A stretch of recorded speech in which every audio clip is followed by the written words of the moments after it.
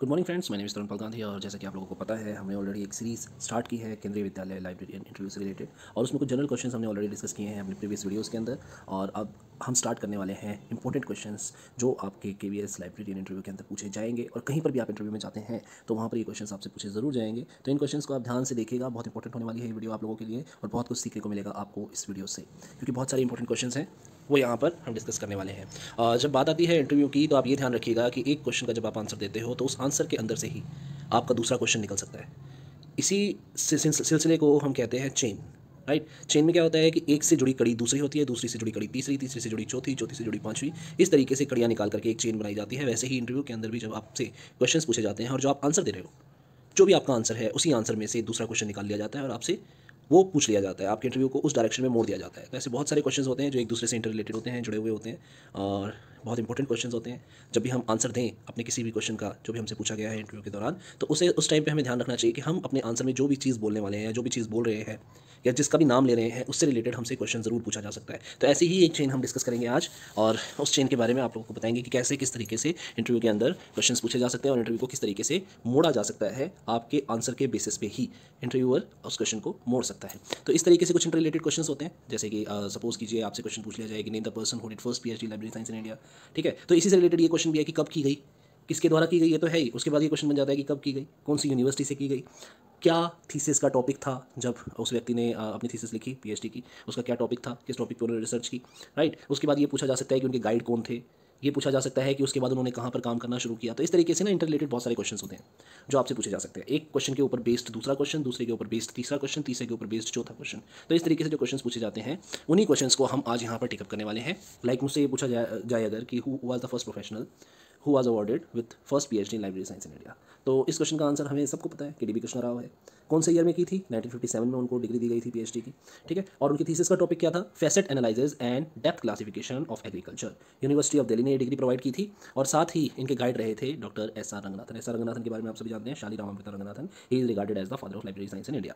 ठीक है, तो उसके बाद में अगर इनकी फर्स्ट जॉब की बात करें तो Indian council of agriculture research Delhi के अंदर है, यहाँ पर इन्होंने फर्स्ट जॉब अपनी स्टार्ट की थी। तो यहाँ पे आप देख सकते हैं कि इनकी जो facet analysis and depth classification of agriculture के अंदर थीसिस थी, ये क्यों थी, क्योंकि इनके गाइड थे डॉक्टर एस आर रंगनाथन, शाली रामामृता रंगनाथन। शाली रामामृता रंगनाथन के बारे में आप जानते हैं, उन्होंने कॉलम क्लासिफिकेशन डिराइव की थी 1933। राइट, 1931 में आपको पता है 5 laws of library science doctor S R Ranganathan ने दिए थे। 1934 में क्लासिफाइड कैटलॉग कोड। राइट, तो जो एस आर रंगनाथन थे उनकी जो कॉलम क्लासिफिकेशन थी आप लोगों को सबको पता है वो एक फैसेटेड क्लासिफिकेशन स्कीम है। ठीक है, तो उसके अंदर फैसेट एनालिसिस के बारे में जिक्र है। फैसेट एनालिसिस के बारे में इन्होंने अपनी प्रोलिगोमिना ऑफ टू लाइब्रेरी क्लासिफिकेशन उसके अंदर भी बहुत कुछ लिखा है। तो इसीलिए देखिए, जैसा हमारा गाइड होता है उसी तरीके का हमारा टॉपिक होता है और उसी तरीके की थीसिस हम लिखते हैं, उसी तरीके के टॉपिक के अंदर हम पीएचडी करते हैं। तो यहाँ पर क्लासिफिकेशन आपको पता है, कॉलम क्लासिफिकेशन में जे इज़ फॉर एग्रीकल्चर। तो जे क्लास जो है वो एग्रीकल्चर की क्लास है। जब भी हम क्लासिफाई करते हैं डॉक्यूमेंट्स को अकॉर्डिंग टू कॉलम क्लासिफिकेशन, तो वहाँ पे एग्रीकल्चर के जितने भी डॉक्यूमेंट्स होंगे, जितने भी बुक्स होंगी, वो सारी कहाँ पर आएंगी, कहाँ पर आपको मिलेंगी, जे के क्लास के अंदर। जे इज़ फॉर एग्रीकल्चर। तो यहाँ पर इनकी थीसिस थी facet analysis and depth classification of agriculture. तो एग्रीकल्चर के अंदर बहुत सारे फील्ड्स हैं, उन्होंने तो एक जनरल क्लासिफिकेशन स्कीम बनाई थी डॉक्टर एस आर रंगनाथन ने। तो उसको इन डेप्थ सिर्फ एक पर्टिकुलर क्लास को, एग्रीकल्चर को इन डेप्थ लेकर के गए थे डीबी कृष्णा राव और उन्होंने अपनी थीसिस उसके ऊपर लिखी थी, ताकि जो और भी बहुत सारे डॉक्यूमेंट्स होते हैं अलग अलग टाइटल के, उन सभी को एग्रीकल्चर के अंदर ईजिली क्लासीफाई किया जा सके यूजिंग कॉलम क्लासिफिकेशन। तो ये उनकी रिसर्च का टॉपिक था। ठीक है, अब उनके गाइड थे डॉक्टर एस आर रंगनाथन। तो आपका इंटरव्यू यहाँ पर दो जगहों पर मोड़ा जा सकता है बड़े ईजिली। पहला मोड़ा जा सकता है डॉक्टर एस आर रंगनाथन की तरफ। एस आर रंगनाथन का बहुत बड़ा कंट्रीब्यूशन रहा है इंडिया के अंदर in the field of library science. तो बहुत अच्छे से आपको एस आर रंगनाथन को प्रिपेयर करके जाना है। अगर आपसे ये पूछा जा रहा है कि who was the guide of dB Krishna Rao, तो आप आंसर दे देते हो सपोज करो डॉक्टर एस आर रंगनाथन, तो आपका इंटरव्यू इस तरफ मोड़ दिया जा सकता है। आपसे फिर एस आर रंगनाथन के बारे में क्वेश्चन पुटअप किए जा सकते हैं कि एस आर रंगनाथन जो है उनका बर्थ कब हुआ है ना, और एस आर रंगनाथन जो है उनका क्या कंट्रीब्यूशन रहा। बहुत सारे क्वेश्चन हैं, कुछ क्वेश्चन तो मैंने अभी आपके सामने कुछ बुक्स के नाम भी ले लिए उनके। तो इस तरीके से आपका interview doctor S R Ranganathan की तरफ मोड़ा जा सकता है। दूसरा मोड़ा जा सकता है आपका फैसेट एनालिसिस की तरफ।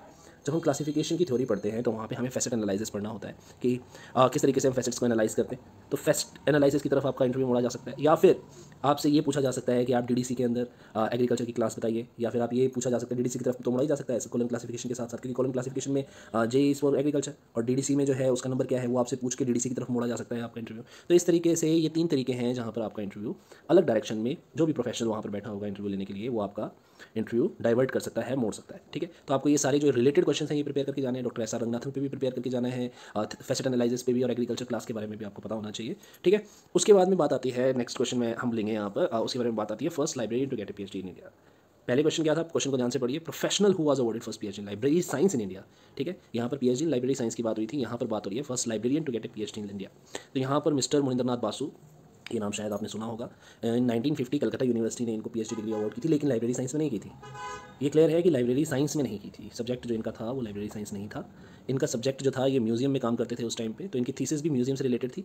He was the librarian in the museum. तो वहाँ पर ये काम करते हुए इन्होंने थीसिस जो है अपनी लिखी थी। थीसिस का नाम था museum method and the process of cleaning and preservation, library preservation. ठीक है, तो यहाँ पर उन्होंने museum methods and the process of cleaning and preservation पर अपनी थीसिस लिखी थी। तो आपसे ये भी पूछा जा सकता है, लाइब्रेरी साइंस के अलावा भी क्या कोई लाइब्रेरियन है जिसने उनसे पहले भी पीएचडी डिग्री की थी? तो आपको पता होना चाहिए मिस्टर मोनिंद्रनाथ बासु के बारे में। इन 1950 इन्होंने पीएचडी कंप्लीट की थी अपनी, museum method and the process of cleaning and preservation. इतनी ही जानकारी इनफ है हमारे पास अगर है तो। उसके बाद में अगर हम नेक्स्ट क्वेश्चन पे मूव करें, अच्छा यहाँ से भी क्वेश्चन जो है आपका डाइवर्ट किया जा सकता है। देखिए म्यूजियम की बात हुई है यहाँ पर, म्यूजियम और लाइब्रेरी जो है उनसे रिलेटेड आपका इंटरव्यू जो है डाइवर्ट किया जा सकता है लाइब्रेरी प्रिजर्वेशन के ऊपर। ठीक है, लाइब्रेरी के अंदर किस तरीके से आप प्रिजर्व करके रखोगे डॉक्यूमेंट्स को, तो प्रिजर्वेशन का टॉपिक आपको रेडी होना चाहिए। प्रिजर्वेशन की तरफ यहाँ से इंटरव्यू और सेकंड क्वेश्चन में आपका इंटरव्यू जो है डाइवर्ट कर सकता है, मोड़ सकता है। उसके बाद में अगर बात करें तो फर्स्ट जो इंडियन था जिन्होंने डॉक्टरेट यूएसए से की थी, यूनाइटेड स्टेट्स ऑफ अमेरिका से। जब भी बात होती है लाइब्रेरी साइंस के अंदर कंट्रीब्यूशन की, आप सभी लोगों को पता है कि लाइब्रेरी साइंस के अंदर कंट्रीब्यूशन जो है वो बात करते हैं जब भी हम, तो यूनाइटेड स्टेट्स ऑफ अमेरिका की बात होती है, लाइब्रेरी ऑफ कांग्रेस की बात होती है, लाइब्रेरी ऑफ कांग्रेस की बात होती है, मेलविल डेवे की बात होती है, डेवी डेसिमल क्लासिफिकेशन की बात होती है। ठीक है, तो ये भी एक इंपॉर्टेंट चीज़ है क्योंकि the oldest library in the world is library of Congress, oldest and the largest. तो लाइब्रेरी ऑफ कांग्रेस जो है उसकी बात होना बहुत आम बात है, वहाँ पर आपसे ज़रूर लाइब्रेरी ऑफ कांग्रेस के बारे में क्वेश्चन पूछे जा सकते हैं। अब जब लाइब्रेरी ऑफ कांग्रेस की बात आ रही है और फर्स्ट पीएचडी की बात आ रही है इंडियन के द्वारा, तो ये भी आपसे ज़रूर पूछा जा सकता है कि यूएसए के अंदर जा करके ऐसा कौन सा व्यक्ति था जिसने अपनी डॉक्टरेट डिग्री की थी इन लाइब्रेरी साइंस? तो ये थे आई.एस. शर्मा। इन्होंने मिशिगन यूनिवर्सिटी से अपनी पीएचडी कंप्लीट की थी, डॉक्टरेट कंप्लीट की थी, और इनकी थीसिस का टॉपिक था महात्मा गांधी ए डिस्क्रिप्टिव बिब्लियोग्राफी। तो यहाँ पर देखिए एक वर्ड आया बिब्लियोग्राफी। जैसे ही आप बताएंगे थीसिस का नाम महात्मा गांधी डिस्क्रिप्टिव बिब्लियोग्राफी, तो आपका इंटरव्यू बिब्लियोग्राफी की तरफ मोड़ा जा सकता है कि बिब्लियोग्राफी क्या है। तो आपको ये भी पता होना चाहिए बिब्लियोग्राफी क्या है। ठीक है, और भी जो बिब्लियोग्राफीज़ हैं उनके बारे में आपसे पूछा जा सकता है, कौन कौन सी बिब्लियोग्राफीज़ हैं, क्या क्या किस तरीके से पार्ट्स में उनको डिवाइड किया गया, वो सारी चीज़ें हमें पता होनी चाहिए। और उसके बाद में देखिए फर्स्ट के बारे में तो सभी याद रखते हैं, सेकंड के बारे में कोई याद नहीं रखता, लेकिन इंटरव्यूअर बहुत स्मार्ट होता है। इंटरव्यूअर ज़रूरी नहीं है कि आपसे सिर्फ फर्स्ट के बारे में पूछेगा, वो आपसे सेकंड के बारे में भी पूछ सकता है, क्योंकि लगभग 20 साल का टाइम लग गया फर्स्ट पीएचडी और सेकंड पीएचडी के बीच में। First PhD was awarded in the year 1957, the second was awarded in the year 1977। तो ये जो 20 साल का गैप है ये इसको इंपॉर्टेंट बना देता है, क्योंकि इस 20 साल के गैप के बाद सेकंड पीएचडी आई थी इन लाइब्रेरी साइंस इन इंडिया। तो ये भी आपसे ज़रूर पूछा जा सकता है। तो इनका नाम भी आपको पता होना चाहिए, doctor Pandey S K Sharma.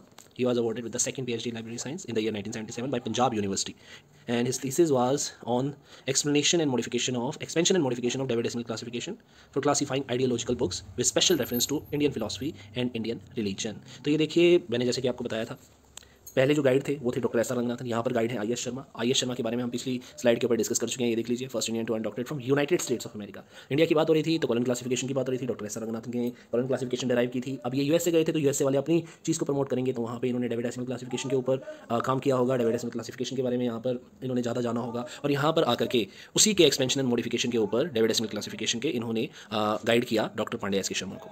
तो क्योंकि बहुत सारी बुक्स इंडियन ओरिजिन की ऐसी हैं जिनको क्लासीफाई करना बड़ा ही मुश्किल काम है using David decimal classification, because Hindi के लिए और इंडिया के लिए उसमें अलग से एक सिंगल नंबर दिया हुआ है, और उसके अंदर फिर उसको मॉडिफाई करना, उसको एक्सपेंड करना बहुत ज़रूरी है, तभी हम उसको यूज़ कर सकते हैं।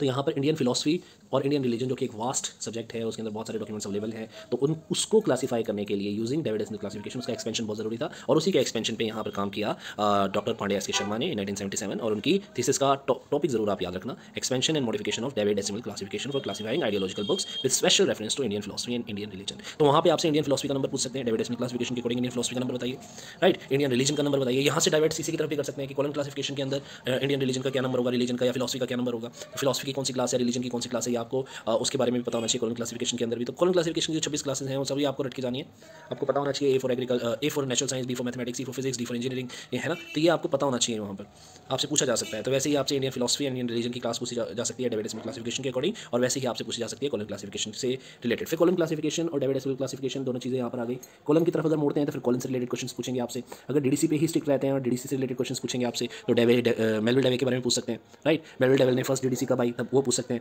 राइट। तो ये 1877 में जो इन्होंने फर्स्ट डीडीसी डिराइव की थी, 44 पेजेस थे उसके अंदर, वो आपसे डाइवर्ट कर सकते हैं क्वेश्चंस उस तरफ। तो ये आपको पता होना चाहिए जब भी आप आंसर देने हैं। पंजाब यूनिवर्सिटी से इन्होंने की थी और इनके गाइड थे आई.एस. शर्मा। थीसिस जैसे ही आप बताओगे आपका इंटरव्यू जो है उस डायरेक्शन में मोड़ दिया जाएगा। अब यहाँ पर रेफरेंस एक वर्ड आया है, special reference to Indian philosophy and Indian religion. हालांकि रेफरेंस सिर्फ एक नॉर्मल वर्ड है, रेफरेंस सोर्सेज के बारे में या सर्विसेज के बारे में बात नहीं हुई है, लेकिन रेफरेंस वर्ड आते ही क्या करेगा इंटरव्यूअर, आपका क्वेश्चन उस तरफ मोड़ सकता है, रेफरेंस सोर्सेज की तरफ मोड़ सकता है। रेफरेंस सोर्सेज कौन कौन से होते हैं, रेफरेंस सर्विसेज की तरफ मोड़ सकता है। अब रेफरेंस सोर्सेज की तरफ मोड़ता है और जैसे ही आप एनसाइक्लोपीडिया बोलते हो, एनसाइक्लोपीडिया की तरफ ओल्डेस्ट एनसाइक्लोपीडिया कौन सा है, एनसाइक्लोपीडिया ब्रिटानिका के बारे में बताइए, अमेरिकाना के बारे में बताइए, वो आपसे पूछ सकते हैं। तो इस तरीके से आपका क्वेश्चन जो है वो जैसे ही आप आंसर दोगे वही डिपेंड करता है जो आपका आंसर है कि आपका नेक्स्ट क्वेश्चन क्या होगा। ठीक है, तो इस तरीके से आपसे क्वेश्चन पूछे जाते हैं और एक आपके लिए, हालांकि ये क्वेश्चन पूछा नहीं जाएगा, but still for your knowledge यहाँ पर आपको ये पता होना चाहिए कि इंडिया के अंदर अब तक ऐसी कौन सी यूनिवर्सिटी है जिसने सबसे ज़्यादा PhD डिग्रीज जो है लाइब्रेरी साइंस के अंदर दी हैं, दैट इज कर्नाटका यूनिवर्सिटी। ठीक है, नंबर जो है वो अपडेट होते रहते हैं, इसलिए मैंने नंबर्स नहीं लिखे हैं यहाँ पर कि कितने अभी तक अवार्ड किए हैं,